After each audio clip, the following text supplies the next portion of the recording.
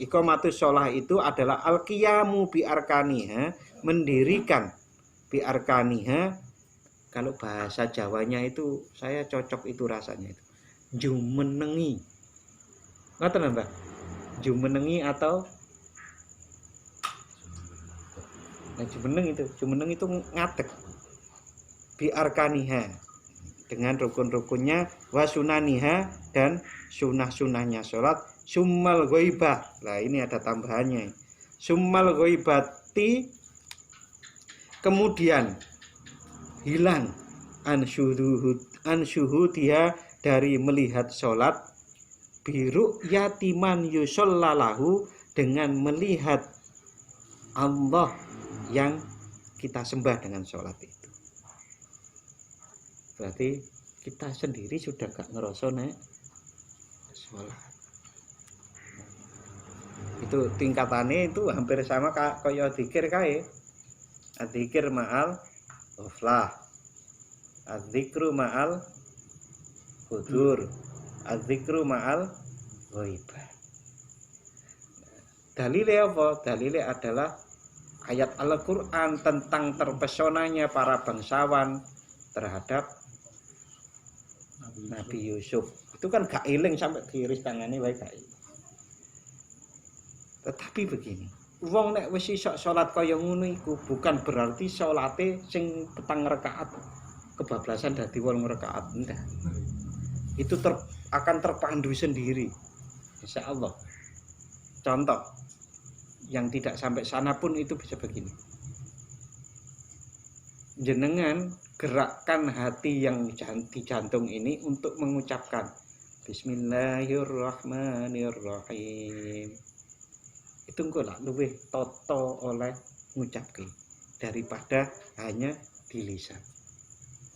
Dicoba nanti kalau pas sholat. Bismillahirrahmanirrahim ini kan di lisan, tapi bunyi kan ini juga. Bismillahirrahmanirrahim. Itu lebih ketata, kayak otomatis. Maka kalau sampai ghaibah, saya yakin itu pasti juga tertata. Orang-orang nek lali rakaat.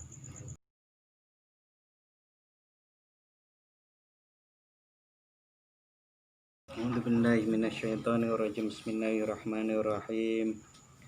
Ila hadratin nabiyil mustafa sallallahu alaihi wasallam wa ila hadrati syaitun wa ila sakandari wa sayyidul abad wa syekh Muhammad Jamaluddin Ahmad wa walidaina wa rahamuhum kama rabbayana shighara. Yaumul Fatihah. A'udzu billahi minasyaitonir rajim. Bismillahirrahmanirrahim. Alhamdulillahi rabbil alamin. Ar-Rahmanir-Rahim. Maliki yaumiddin. Iyyaka na'budu wa iyyaka nasta'in. Ihdinas siratal mustaqim. Siratal ladzina an'amta 'alaihim ghairil maghdubi 'alaihim waladdallin. Amin. Raditu billahi rabbah wa bil islami dina wa bi Muhammadin nabiyyan wa rasulah. Rabbi zidni ilma warzuqni fahma. Amin ya rabbal alamin. Bismillahirrahmanirrahim. Alhamdulillahi rabbil alamin. Wassalatu wassalamu ala asyrafil anbiya'i wal mursalin sayyidina wa maulana Muhammadin wa ala alihi wa ashabihi ajmain. Rabbi syrah li sadri wa yassir li amri wahlul 'uqdatam min lisani yafqahu qawli. Rabbi zidni ilma warzuqni fahma. Amin ya rabbal alamin. Bapak dan saudara-saudara yang saya hormati, alhamdulillah pada malam hari ini kita bisa melanjutkan pengajian kita. Mudah-mudahan Allah Subhanahu wa taala menganugerahkan pemahaman kepada kita semuanya. Amin ya rabbal alamin. Dan apa yang kita pelajari bermanfaat bagi kehidupan dunia dan akhirat kita. Amin ya rabbal alamin. Salawat serta salam semoga tetap terlimpahkan kepada Nabi Muhammad Sallallahu Alaihi Wasallam. Melanjutkan yang kemarin, masih tentang bahwa Allah Subhanahu wa Ta'ala itu maha mengerti terhadap kondisi jiwa manusia, yang dimana kondisi jiwa manusia itu ada yang berupa bosan, tapi di sebaliknya di kutub yang lain itu ada yang terlalu rakus. Kalau bahasa rakus itu untuk makan ya biasanya, tapi rakus itu juga rakus ibadah, terlalu berlebihan. Allah maha mengerti bahwa manusia, karena manusia memang diciptakan oleh Allah, sehingga Allah maha mengerti tentang itu. Nah, oleh karenanya Allah Subhanahu wa Ta'ala menganugerahkan kepada manusia itu ketaatan yang berbatas waktu dan ketaatan yang beragam warna. Kalau yang waktu itu kan jelas seperti sholat, itu ada sholat 5 waktu, itu kan berbeda-beda antara satu waktu dengan yang lainnya. Tidak boleh sholat zuhur di asar kecuali jamak takhir. Itu juga seterusnya, kita mengaku kasih orang beras, kita bilang ini zakat fitrah, gitu ya juga tidak boleh karena tidak waktunya, kan begitu. Nah, begitu juga kalau sudah sampai waktunya, kita juga tidak boleh kemudian menghindar gitu. Wayai Ramadan tidak puasa.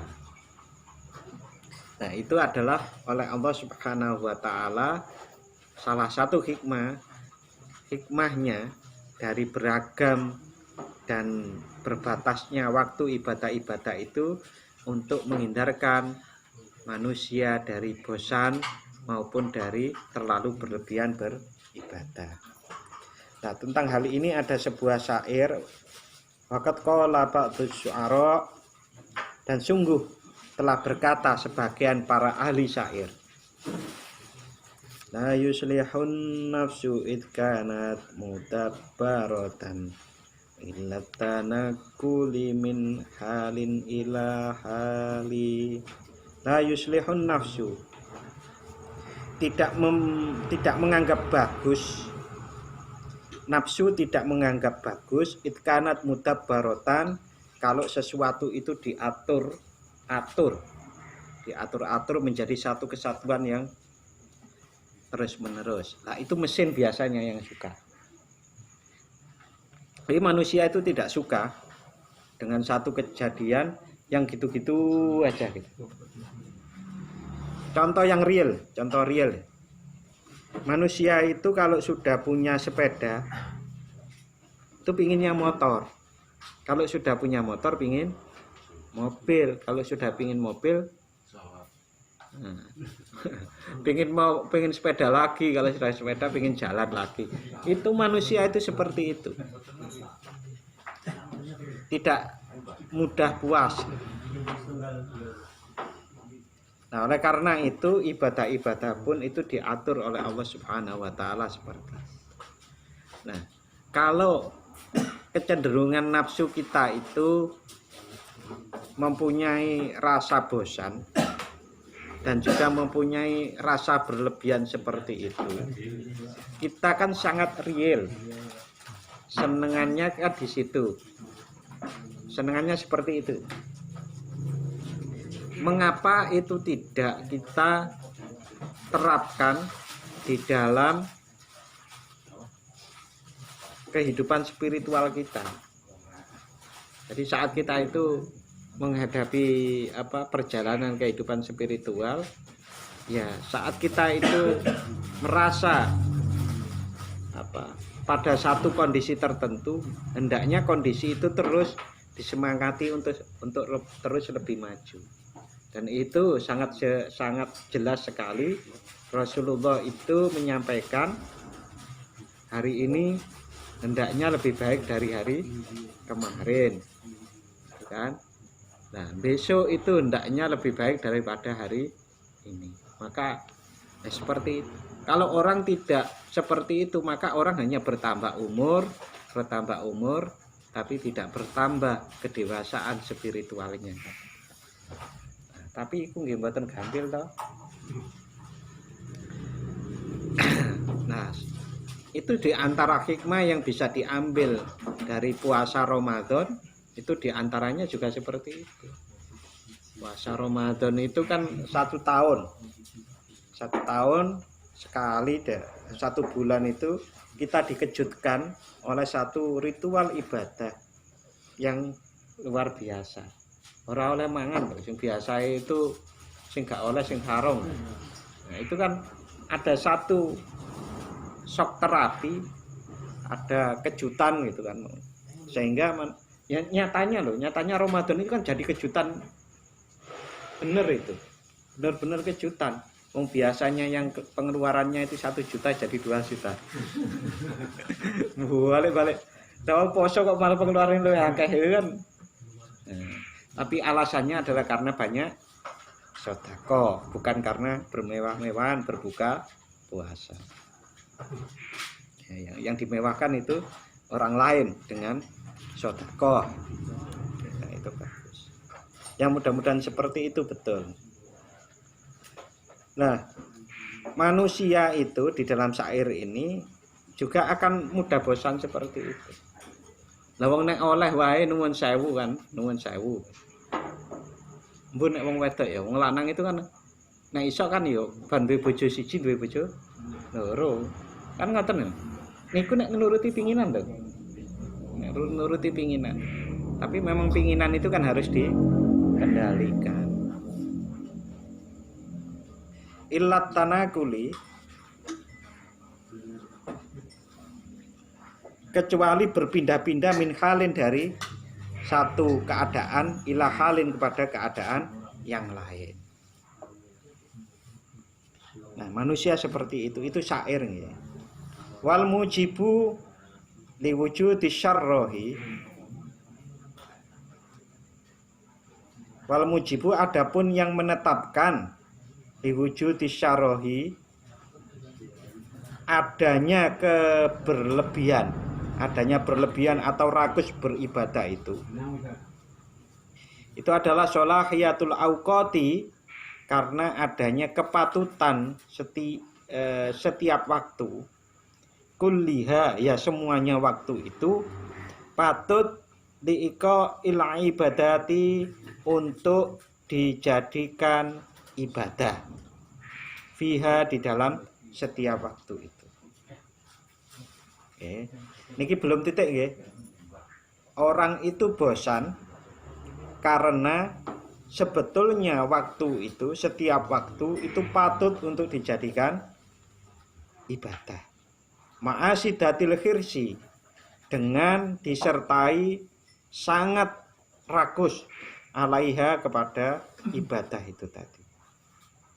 Wa inda wujudi syarrohi yaqaun naqsu. Nah, kalau seseorang itu berlebihan, maka akan terjadi atau ada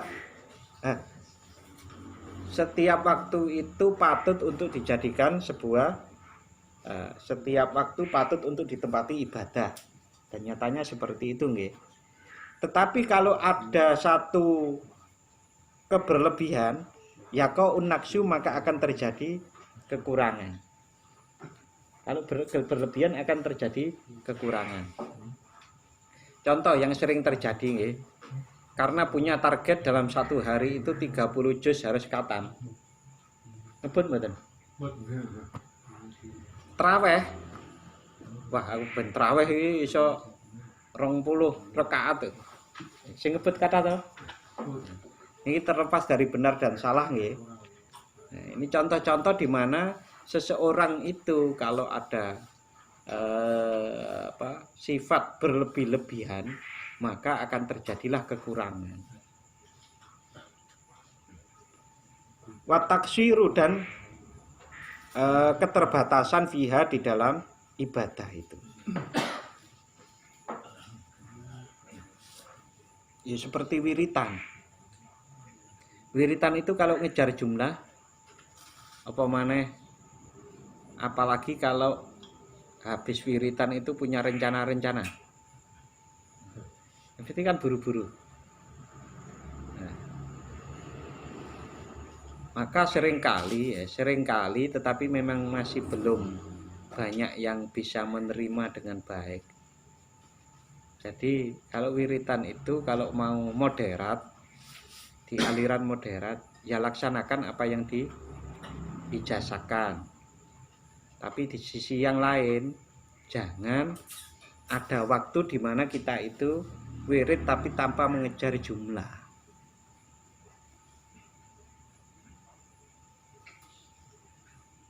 Karena apa? Saat mengejar jumlah itu mesti kita terbagi, perhatian kita itu terbagi. Oke. Sholat kita tak coba biar bisa diterima gitu. Walaupun angel nerima itu. Iku wis kejaman dhisik iku jenenge wiritan jumlahe sakmene ya sakmene. Jangan kecilik. Ya wis gini. Salat itu ujung dari hasil salat yang terbaik niku napa?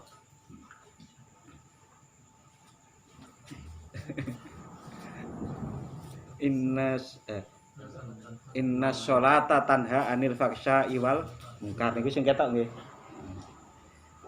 Sekarang orang sholat mengejar jumlah, kira-kira sampai enggak tanha anil faksya'i wal munkar? Logikanya. Oke. Orang mengumpulkan uang banyak. Janjane uang ini ku ujungin apa? Agar kita bahagia, ngoten ta? Tapi kalau orang itu mengumpulkan banyak setiap hari gitu, kira-kira malah tentrem atau malah kemerusu?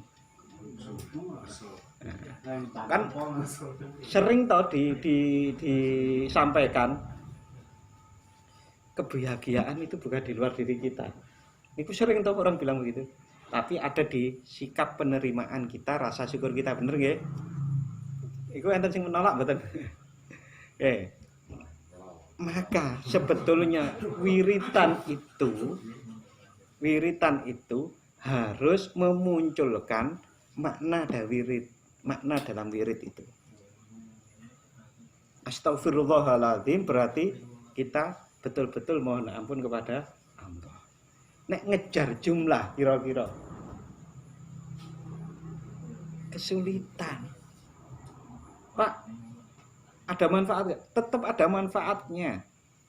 Tapi hampir sama seperti jenengan baca Al-Quran. Itu orang baca dengan paham, dengan baca tok nggak paham. Ini terlepas dari ikhlas, sama-sama ikhlasnya loh ya. Sama-sama ikhlasnya, yang satu baca Al-Quran tidak paham, yang satu paham. Yang satu sampai dihikmati. Dihikmati itu dimasukkan ke dalam hati, diresapi. Beda toh. Nah, maka yang moderat adalah yang punya ijazah silahkan dilaksanakan sesuai jumlahnya, tapi ditambahi waktu untuk memperdalam rasa daripada apa yang kita wiridkan.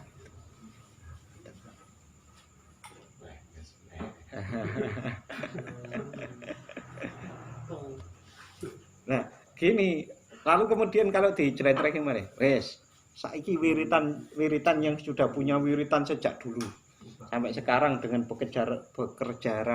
berkejaran jumlah seperti itu. Sekarang merubah diri Anda enggak? Nah, begitu. Ditatapke ngono. Iya ya, Pak, apa ya? Oh, ya, ono Pak, paling enggak kan kita jadi disiplin seperti orang sholat itu, mau nggak mau kalau pas waktu sholat ya sholat. Tapi itu bagus.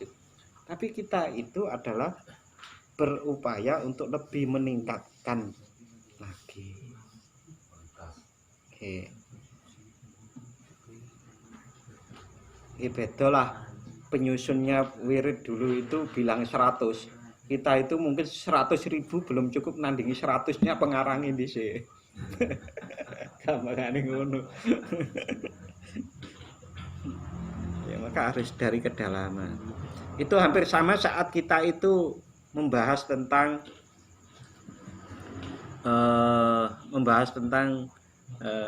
berdoalah maka akan kukabulkan. Berdoalah maka akan kami kabulkan ya. Idza sa'ala ibadi anni fa ini qarib fa idza da'a. Kalau hamba itu berdoa maka akan kami kabulkan.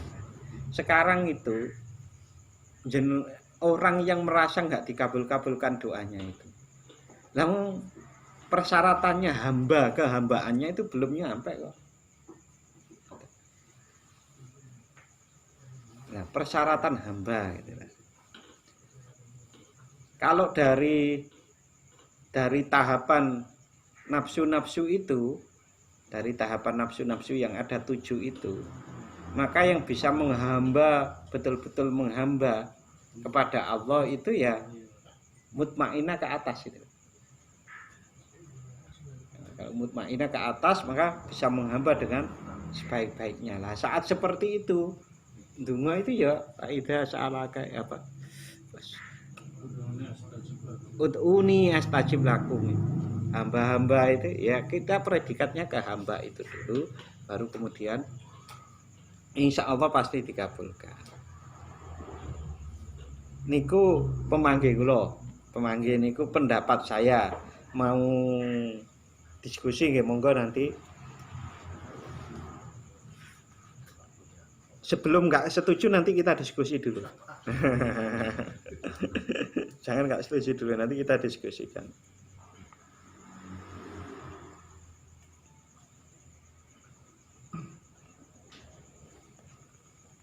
Falidzalika ayyana lahu auqatan. Nah, karena terjadinya kalau ibadah itu terlalu berlebihan disertai semangat yang sampai disebutkan di sini itu semangat yang seperti rakus itu, ayyana lahu auqatan, maka Allah menentukan untuk ibadah-ibadah itu waktu-waktu. Tuqa'u fiha auqatan la tuqa'u fiha.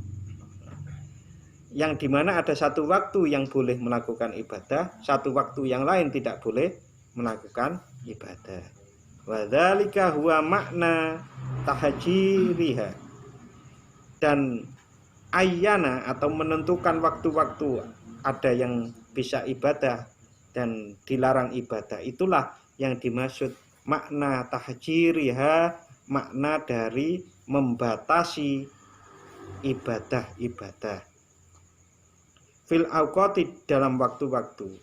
Fa in kana lamalalu wasyarruhu, kebosanan dan berlebihan itu waqi'aini adalah dua kondisi yang bisa terjadi fis sholati, di dalam sholat. Lam yakun al-ati, yang bisa menyebabkan orang yang menjalankan sholat biha dengan al-ati biha, yang menjalankan sholat muqiman laha, itu menjalankan al-ati, orang yang menjalankan sholat bisa betul-betul muqiman laha, mendirikan sholat. Liwuku it-taksiri minhu, karena terjadinya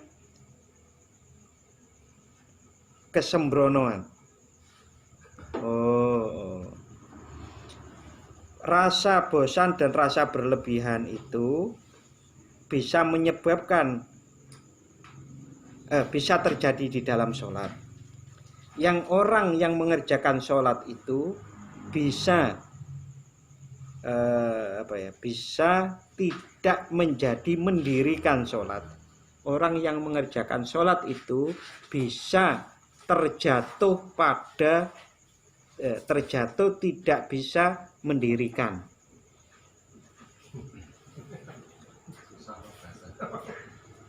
Susah. Niku ngelek bahasa sing kudune diterjemahke sik baru disampaikan nah jane kaya. Itu dadi enak. Jadi rasa bosan maupun berlebihan dalam ibadah itu bisa menyebabkan seseorang yang menjalankan sholat tidak bisa betul-betul mendirikan sholat. Pun nggih. Pun luwih enak. Jadi harus dibedakan antara mendirikan dan menjalankan. Menjalankan itu nggih menjalankan, tapi kalau mendirikan itu menetapi syarat rukunnya, menetapi sunnahnya, menetapi syarat batinnya, syarat dohirnya, rukun batinnya, rukun dohirnya, adab sopan santunnya, dan selengkapnya. Niku susah. Karena apa? Kalau sholat bisa betul-betul kita itu adalah muqimus sholat, orang yang mendirikan sholat, pasti Allah akan menganugerahkan tanha anil faksai wal munkar. Orang kalau mampu betul-betul mendirikan sholat, Allah pasti akan menganugerahkan terhindar dari kekejian dan kemungkaran. Dan itulah khusyuk. Padahal Allah menyebut sholat itu adalah sesuatu yang berat, kecuali bagi orang yang khusyuk. Nah, kalau saya deh, umpamanya kita itu kok masih sering sholat itu berat, berarti kita itu belum khusyuk. Sing didhisik, sholatnya dulu atau khusyuknya dulu? Sholatnya dulu. Oke.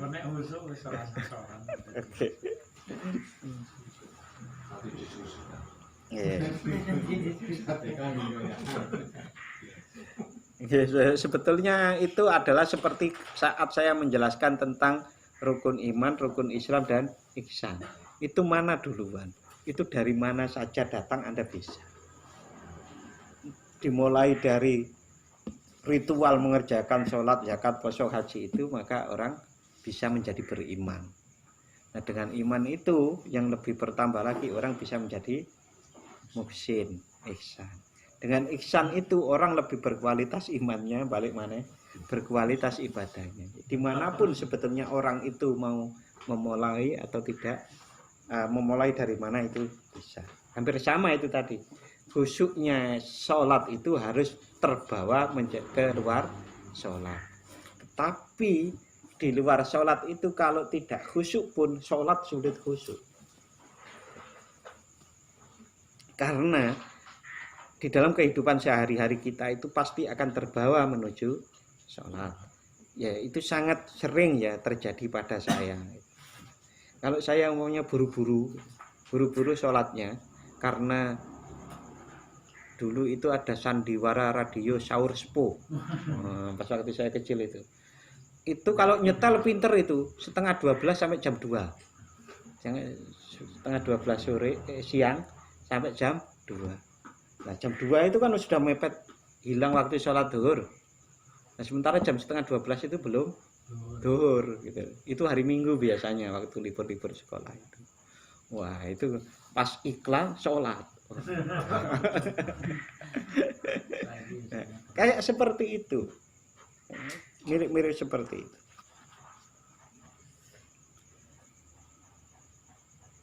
Walam yu'mar illa iqamatis sholat. Dan kita itu walam yu'mar dan tidak diperintah seorang hamba, ya kita ini orang muslim, orang mukmin, illa bi iqamatis sholat, kecuali untuk mendirikan sholat. La liwujudi sholat, ora sekedar la biwujudi surati sholat, tidak sekedar terwujud gambar sholat. Kita itu diperintahkan oleh Allah untuk mendirikan sholat, bukan hanya sekedar gambaran sholat, artinya seperti itu. Napa niku tenan ngoten. Nah niki dasar kita kan Al-Qur'an nggih. Qala Sayyidi Abul Abbas Al-Mursiyi. Sayyid Abul Abbas Al-Mursiyi itu gurunya Syekh Ibnu Athaillah As-Sakandari dawuh radhiyallahu an, mudah-mudahan Allah meridhai Syekh Sayyidi Abul Abbas Al-Mursi. Kullu maudhi'in, setiap tempat dzikra fihi al-musallun, setiap tempat di dalam Al-Qur'an dzikra fihi yang dituturkan di dalam tempat itu tentang al-musallun fi ma'radil madhi, di dalam tempat penampilan memuji masalah sholat itu, fa innahu innama ja'a liman iqamas sholat, maka kalimat itu, kalimat atau lafadz musallun itu datang kepada orang-orang yang mendirikan sholat. Imma bilafdil iqamati, baik itu dengan lafadz iqamah, au bimaknan yarji'u ilaiha, atau dengan makna yang kembali kepada iqamah. Contoh, qala subhanahu wa ta'ala alladzina yu'minuna bil ghaibi wa yuqimunas shalah. Iqamah toh, yuqimu itu kan berarti iqamatis shalah. Satu. Wa qala ta'ala rabbi ij'alni muqimas shalah wa min dzurriyyati. Nah, mukim juga toh. Wa qala azza wa jal aqimis shalah wa iqamis shalah wa muqimis shalah. Semua kata-katanya adalah perintah Allah itu iqamatus shalah. Artinya mendirikan sholat. Walamma dzakarul musallin, dan saat Allah menuturkan kalimat al-musallin tanpa ada iqamah, itu berarti bil ghaflati, dilakukan dengan lalai.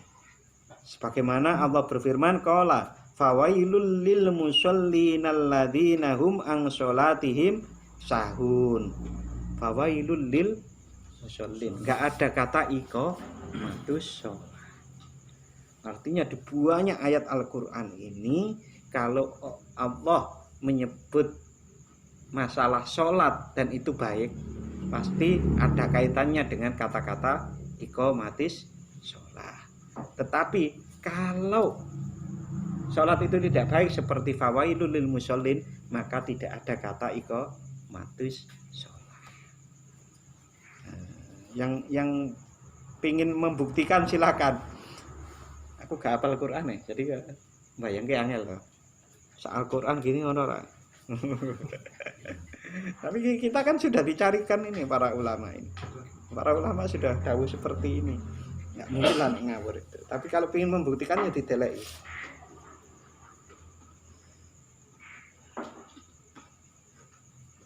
Nggih. Walam yakul fawailul lil muqiminas shalah. Dan Allah tidak dawuh, tidak berfirman fawailul lil muqiminas shalah. Berarti kata-kata iqamatus shalah, muqimis shalah itu adalah betul-betul kata yang sangat menentukan untuk ditafsir. Luar biasa, saya kemarin itu dengar dari siapa ya? Allah itu doa-doa maupun ayat-ayat Al-Qur'an itu telitinya sangat loh Pak. Jadi gini, seperti Allahumma barik lana fima rozaqtana wa qina adzabannar. Mengapa setiap orang makan itu kok doanya na itu? Maksudnya Allahumma barik lana, ya Allah berikanlah berkah kepada kami. Padahal sendirian toh. Itu maknanya ternyata Allahumma barik lana, ya Allah berikanlah berkah kepada kami, itu saat kita muni kami itu adalah semua yang terlibat sampai tersajinya makanan itu di hadapan kita. Berapa orang itu? Ayo, mulai nandur benih. Ayo, sing gawe pupuk, sing gawe pacul, sing gawe sabit. Itu semua Saat kita nah itu masuk di situ. Saking telitinya. Maka pernah ada, saya lupa juga itu seseorang itu. Kalimat Al-Quran itu, kata dalam Al-Quran itu harus sangat diperhatikan. Karena apa? Kata demi kata di Al-Quran itu mempunyai makna dan maksud terkait apa yang dikandungnya itu. Nah, luar biasa. Monggo ngaji Al-Quran yang seperti itu.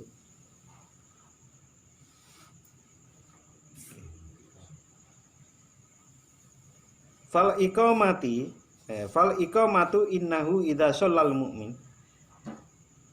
Adapun niku titik nggih niku penjelasan tadi. Fal iqamatu adapun iqamatu shalah itu annahu idza shallal mu'min, kalau seseorang itu betul-betul salat.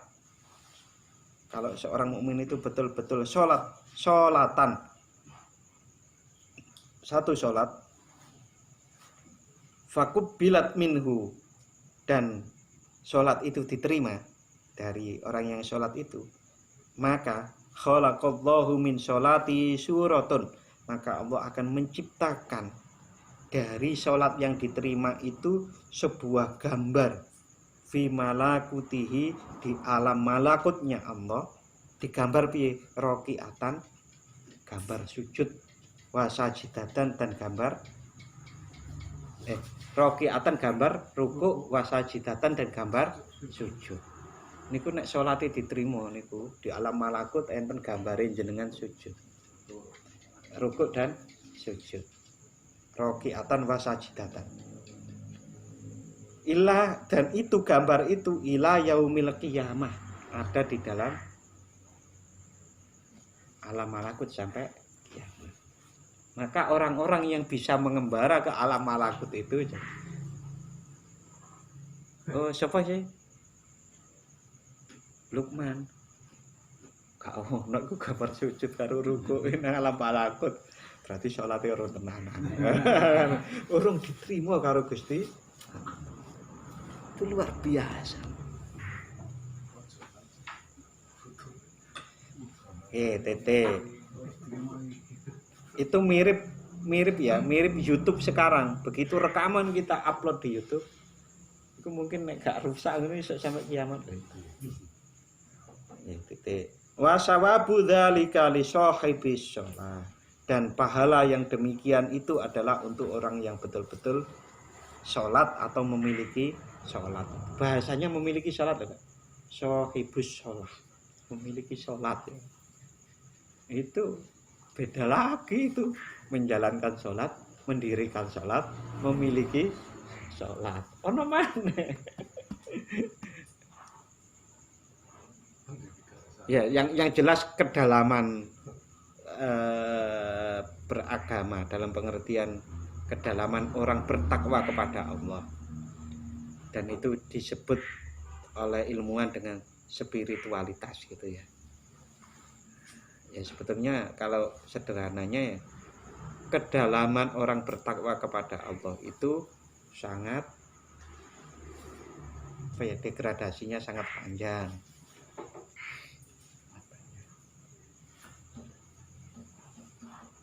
Wa iqamatus shalah,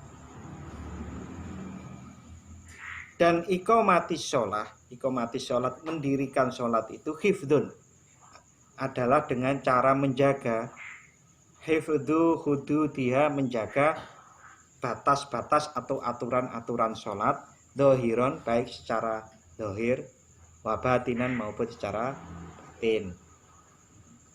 Ini kok mengapa ditegaskan dohiron wabatinan? Ada orang yang nek wis ampuh iku ora sholat, itu salah. Kecuali wingi ada cerita Habib, siapa itu? Habib yang barusan meninggal itu, yang Semarang itu loh. Itu katanya kan kelihatan enggak sholat toh, tapi giliran di rumah orang itu dicek kamar yang lain itu ada Habib itu jadi 7 katanya. Di kamar ini lagi ngaji Quran, di kamar ini lagi sholat, di kamar ini lagi apa. Tapi yang tidur juga ada gitu. wallahu a'lam. Tapi bisa nggak orang itu terlihat 7 gitu? Bisa.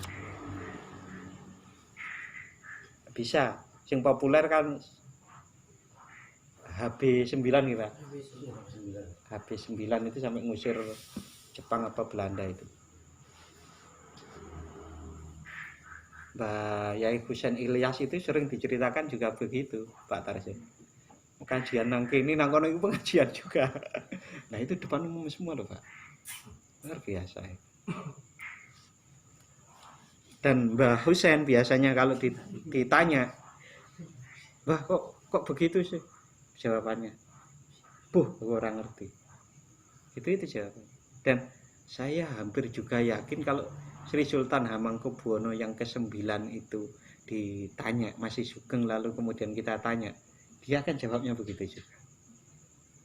Karena saya pernah tanya orang yang seperti itu, jawabannya juga bilang begini, "Buh, aku orang ngerti. Sing penting orang sing lakoni salah wae." Kebetulan, jadi ceritanya dia itu di rumah, ada temennya ke Bali. Di Bali itu disapa-sapa gak gelem, gak mau. Maksudnya gak apa? Iki koncoku raket atau tak sopo ora gelem gitu loh.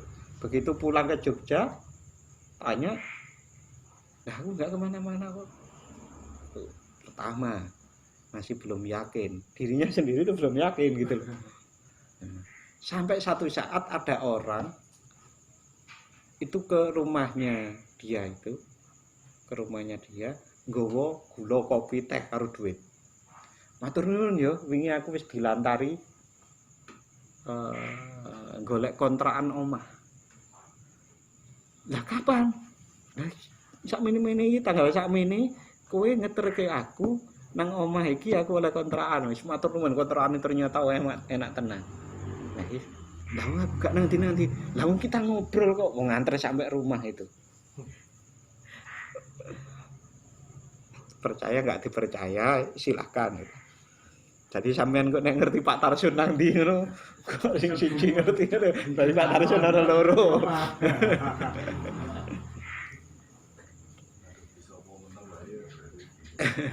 Kadang-kadang hal seperti itu bisa dipupus dengan mudah seperti ini. Pupusnya mudah itu. Sing percaya monggo, sing nggak percaya ya wis. Itu ada orang yang wis daripada iyel-iyelan itu angel masalah itu. Nggih, jangan lupa siswa tadi kaping 9 nggih anu nggih. Terus semua barang iki nggih. Nggih. Macam-macam nih. Nggih. Mengapa kok ditegaskan bahwa yang namanya iqamatis shalah itu adalah menjaga aturan-aturan zahir dan batin. Niku masih pendapatnya Syekh Sayyidi Abul Abbas Al-Mursyidi. Sekarang pendapat muridnya, pendapat Syekh Ibnu Athaillah As-Sakandari.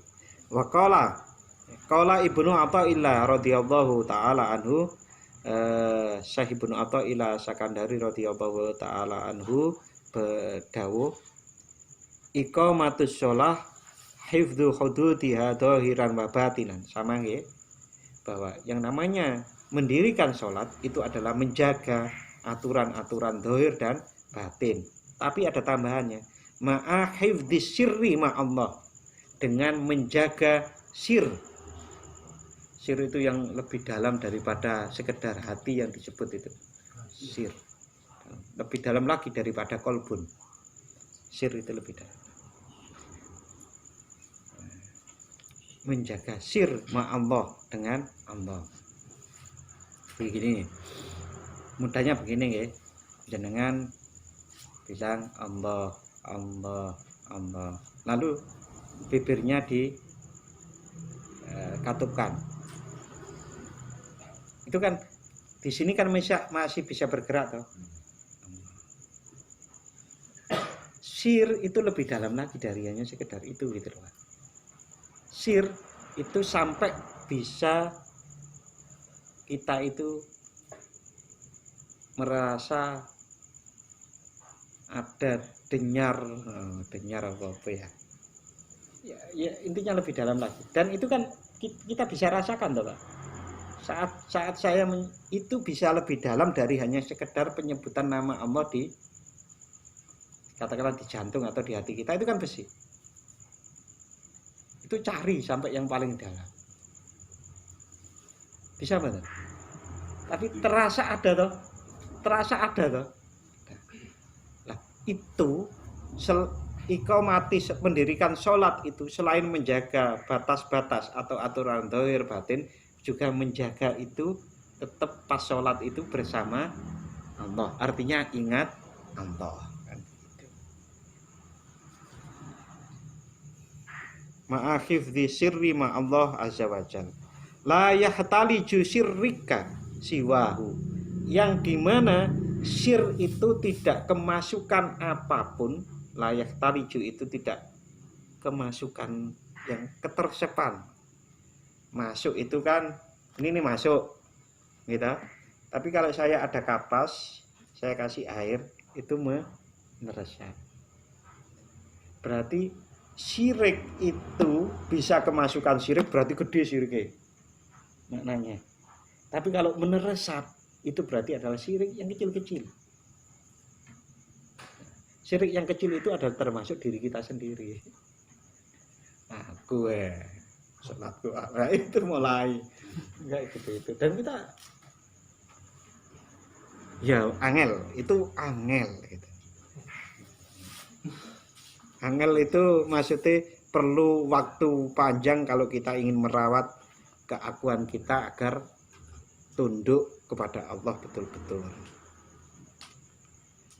Nah Pak, saya sudah tunduk dengan mengerjakan rukun iman, rukun Islam, saya sudah tunduk seperti itu Pak. Tidak hanya sekedar itu, tapi rasanya yang sampai sir itu betul-betul kita itu tunduk kepada Allah Subhanahu wa ta'ala. Yang tidak terresapi di dalam sirmu selain Allah. Nah kita itu sing gede-gede aja sering mlebu kompor, jemuran, sepeda motor, sepatu, itu sing mlebu nang salat. Ini bahasanya berarti meresap itu kan sudah. Berarti juga oleh iling selain Allah. Hanya Allah yang diiling. Titik. Itu pendapatnya Syekh Ibnu Athaillah As-Sakandari. Sekarang waqala Imam Abul Qasim Al-Qushairi. Ini pendapat Syekh Al-Imam Abul Qasim Al-Qushairi tentang iqamatus shalah tadi. Radhiyallahu taala anhu. Huwa iqamatus shalah itu adalah al-qiyamu bi arkaniha, mendirikan bi arkaniha. Kalau bahasa Jawanya itu saya cocok itu rasanya itu. Jumenengi. Ngoten Mbak? Jumenengi atau jumeneng itu ngadeg. Bi arkaniha, dengan rukun-rukunnya, wa sunaniha, dan sunah-sunahnya sholat, summal ghaibah. Nah ini ada tambahannya. Summal ghaibati, kemudian hilang ansyuhudiha, dari melihat sholat, biru yatiman yusollalahu, dengan melihat Allah yang kita sembah dengan sholat itu. Berarti kita sendiri sudah gak ngerasa nek sholat. Itu tingkatannya itu hampir sama kaya dzikir kae. Dzikir ma'al ghaflah, adzikru ma'al hudur, adzikru ma'al ghaibah. Dalilnya apa? Dalilnya adalah ayat Al-Quran tentang terpesonanya para bangsawan terhadap Nabi Yusuf. Itu kan gak eling sampai diiris tangannya wae gak eling. Tetapi begini, wong nek wis iso salat kaya ngono iku bukan berarti salate sing petang rakaat kebablasan dadi 8 rakaat, enggak. Itu akan terpandu sendiri. Insyaallah. Contoh yang tidak sampai sana pun itu bisa begini. Jenengan gerakkan hati yang di jantung ini untuk mengucapkan Bismillahirrahmanirrahim. Itu engko lah luwih toto oleh ngucapke daripada hanya di lisan. Dicoba nanti kalau pas salat. Bismillahirrahmanirrahim ini kan di lisan, tapi bunyi kan ini juga. Bismillahirrahmanirrahim itu lebih ketata, kayak otomatis. Maka kalau sampai ghaibah, saya yakin itu pasti juga tertata. Orang-orang nek lali rakaat. Malah sing lali rakaat itu jangan-jangan pasti eling liyane. Tapi Gusti Allah welas ya. Aku sering eling liyane ya tapi ora lali rakaate. Masih seisa toh. Artinya itu enggak bisa dipahami sebaliknya gitu loh. Sing rakaate gak lali berarti wis ghaibah, ora ngono. Tapi kalau orang yang sudah ghaibah, insya Allah rakaatnya enggak lali. Tapi sing rakaatnya enggak lali belum tentu ghaibah. Itu maksud saya mau menceritakan. Nah, ini dijelaskan di sini. Fadu alaihi ahkamul amri fima yajri alaihi minhu. Kalau dia bisa sholat sampai ghaibah itu tadi, maka dia akan fadu alaihi maka dia dijaga.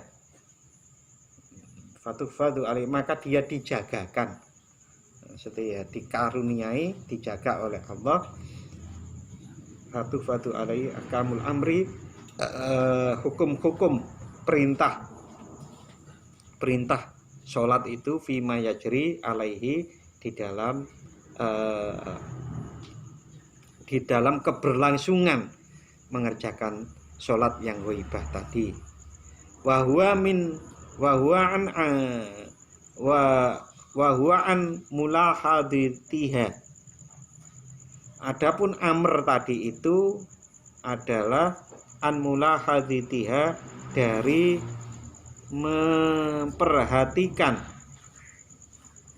memperhatikan ahkam. Mahwun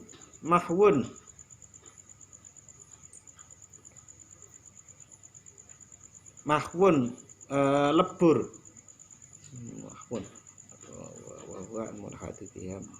Dia dari memperhatikan ahkam-ahkam itu sudah menjadi lebur. Lebur itu gimana ya?